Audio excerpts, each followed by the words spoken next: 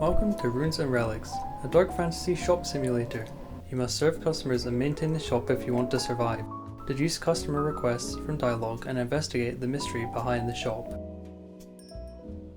The game's concept was originally inspired by Papers, Please, a game by Lucas Pope about checking documents as a border inspection officer. I wanted to apply some of those mechanics to a fantasy shop setting where strange customers would request nonsensical magical trinkets. After an early prototype of the drag and drop mechanics, I pivoted to 3D and took further inspiration from Inscryption. I chose this game as inspiration as I really liked the atmosphere of the cabin from Act 1 that feels dark and mysterious. With the concept in place, I focused on building the core systems that would bring the shop to life. The core gameplay loop revolves around serving the customers who enter the shop. Each customer approaches the counter and presents the player with a short dialogue sequence, along with a set of documents. Using this information, the player must deduce which trinket the customer is requesting. To assist with this, the player can consult the manifest, which lists all of the trinkets available that day, along with their requirements. If the customer's documents match the information in the manifest, the player can retrieve and hand over the correct trinket. If the documents don't match, the player can refuse the customer, sending them away empty-handed. Once the interaction is complete, the next customer arrives and the cycle begins again. The first core mechanic of Runes and Relics comes from the player interaction script. This script manages the interaction of important objects in the game world. A raycast is fired at every frame, and when it detects objects with specific tags, for example a door or a customer, it runs different logic depending on the tag. The most important of these is the customer interaction, which lets the player hand over trinkets to the customer. When the interact function is called, a boolean value is created that checks the requirements of the player's held trinket against those of the customer. For example, one might require a customer to be part of the Merchants Guild and come from an Eastern kingdom.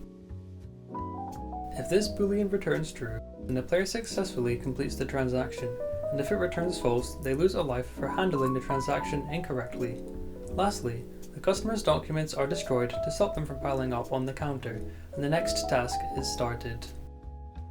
Customers have a script which moves them between the door and the counter using vectors, an animator that transitions them between idle and walking states depending on a boolean value, and a dialogue system that toggles an animated dialogue box when the player enters the customer's range. The game manager keeps track of the customers being served through a list of tasks that are set for each day. I've refactored this system to be able to include different types of tasks that have more variety in the gameplay. For example, there is the main serve customer task, as well as a task for cleaning cobwebs that spawn around the shop. When one task is marked as complete, the next one starts automatically. Once the mechanics were in place, I turned to the physical space, creating a level that supports the gameplay and tone. I began designing the level in Figma, blocking out the general layout of the environment, props, and key interactive elements. I also started assigning some textures to objects to get a better sense of how the level might look once completed. To build the level, I created models in Maya that I could then import straight into Unity. The first models I created were the structural components of the shop: walls, beams, and doors. This let me get a good sense for how large the level would be and how much I could fit into the shop.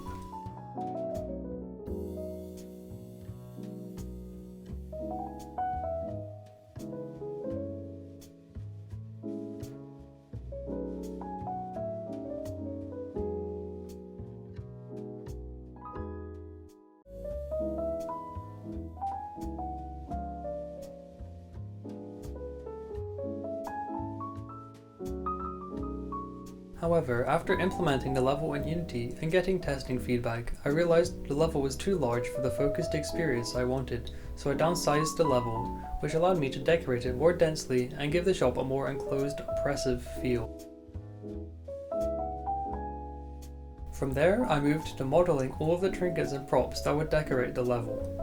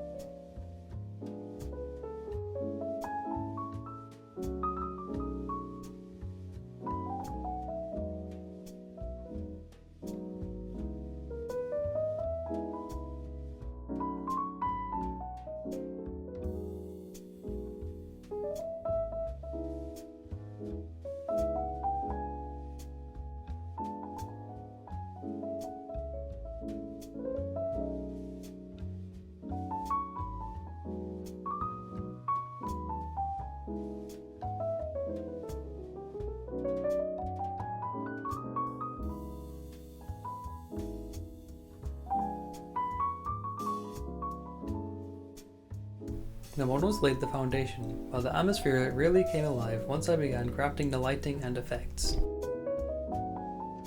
I started with a shader I found on YouTube that gave a unique dithering effect and applied that to the materials in the level.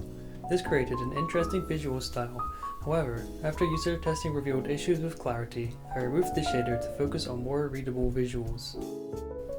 Late in development, I experimented with post-processing, including color grading, which gave me a better result of the overall color balance, and ambient occlusion, which allowed me to apply dark fog effect around the player. This let me maintain good clarity without sacrificing the mood of the game. Finally, to further enhance visual effects, I added particle systems to the candles and torches to simulate flames. To complete the sense of immersion, I turned to the final layer, sound and interface. I imported ambient music tracks and eerie sound effects to enhance the tension, as well as many sound effects for player actions like walking and interacting with documents. During playtesting, I received feedback that ambient sounds were too loud, so I adjusted the sound levels to make sure key sound effects were better heard. Here is a montage of some of the sound effects in the game.